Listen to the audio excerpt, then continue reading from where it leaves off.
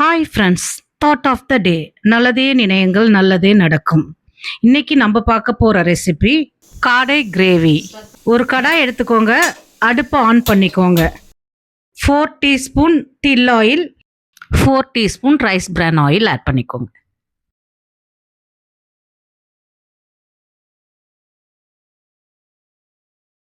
Oil கொஞ்சம் heat ஆகட்டும். Wait பண்ணுங்கள் ஒரு 2 மினிட்ஸ். 4 பட்டை 4 லவங்கம் எடுத்திருக்கேன், அதை ஆட் பண்ணிக்கோங்க. அது கொஞ்சம் ஃப்ரை ஆகி வரட்டும். 3 ஆனியன் ஆட் பண்ணிக்கோங்க, நல்ல பெரிய சைஸு. சின்ன ஆனியனாக இருந்தால் 4 எடுத்துக்கோங்க, நல்லா வதக்குங்க. கொஞ்சம் லைட் ப்ரௌனாக வர்ற வரைக்கும் நல்லா வதக்கிக்கோங்க. கொஞ்சம் கல்லுப்பு எடுத்திருக்கேன் தேவையான அளவு. ஆனியனோட கல்லுப்பு ஆட் பண்ணால் நல்லா வதங்கும். கொஞ்சம் வெயிட் பண்ணுங்கள், கொஞ்சம் நல்லா ப்ரௌனாக வர்ற வரைக்கும் வெயிட் பண்ணுங்கள். அப்புறம் டொமேட்டோ ஆட் பண்ணுங்கள். டொமேட்டோவை நல்லா 2-3 மினிட் மிக்ஸ் பண்ணி விட்டுக்கோங்க. இப்போ நம்ம சால்ட்டு போட்டிருக்கனால கொஞ்சம் சீக்கிரமாகவே வதங்கிடும் வெங்காயமும் தக்காளியும். தக்காளி நான் 2 நம்பர் எடுத்திருக்கேன். சின்ன சைஸ்னால் நீங்கள் 3 நம்பர் எடுத்துக்கலாம். நான் மீடியம் சைஸ் எடுத்திருக்கேன். அப்படியே கொதிச்சிட்ருக்கு. டைம் டு டைம் கிளறி விடுங்க.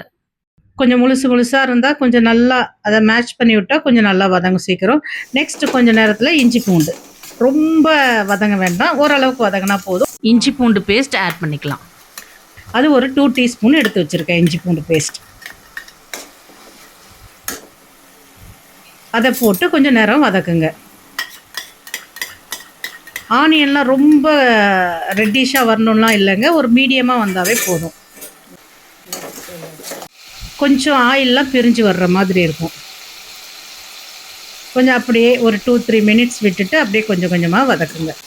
அப்புறம் நான் மிளகாத்தூள் மல்லித்தூள் 1.5 ஸ்பூன் எடுத்து வச்சுருக்கேன். பெப்பர் 1 ஸ்பூன், ஜீரக பவுடர் 1 ஸ்பூன், பெருஞ்சீரக powder 1 spoon, 1/4 spoon turmeric powder எல்லாமே இதில் ஆட் பண்ணிக்கலாம்.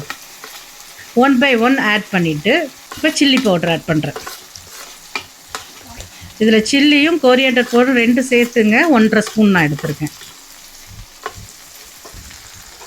நல்லா கிளறி விட்டுக்கோங்க. நல்லா கிளறுங்க, நல்லா மிக்ஸ் ஆகணும்.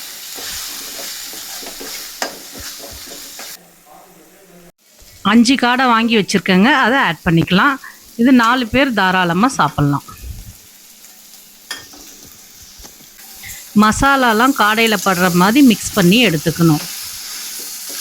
ஒரு 2-3 மினிட்ஸ் நல்லா மிக்ஸ் பண்ணணும்.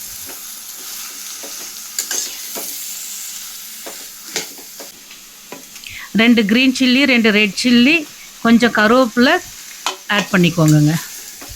ஆட் பண்ணி மிக்ஸ் பண்ணலாம். இது நல்ல டேஸ்ட்டை கொடுக்குங்க இந்த கிரேவிக்கு. நல்லா மிக்ஸ் பண்ணுங்கள், அப்போ தான் அந்த ஃப்ளேவர் நல்லா உள்ளே இறங்கும். நீங்கள் உடனே எடுத்துட்டிங்கன்னா கிரேவி ஆகாது. ஒரு 5 மினிட்ஸ் ஆச்சும் பொறுமையாக அங்கே பக்கத்தில் இருந்தே மிக்ஸ் பண்ணுங்கள். இல்லாட்டி அந்த ஆனியன்லாம் தீஞ்சிரும். அடி பிடிக்காமல் கொஞ்சம் நல்லா கிளறி விட்டுட்டே இருங்க.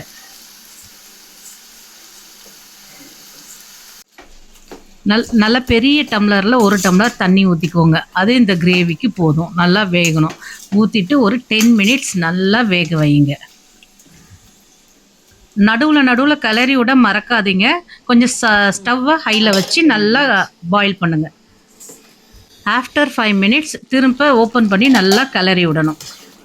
ஓரளவுக்கு மீட் நல்லா வெந்திருக்கும். இப்போவே நல்ல வாசனை ஆளை தூக்குதுங்க. இப்போயே அந்த கிரேவியை சாப்பிட்ணும் போல் இருக்குது. பெப்பரு, ஜீரகம் எல்லா மசாலாவும் போட்டு. இது ஹெல்த்துக்கு ரொம்ப நல்லதுங்க.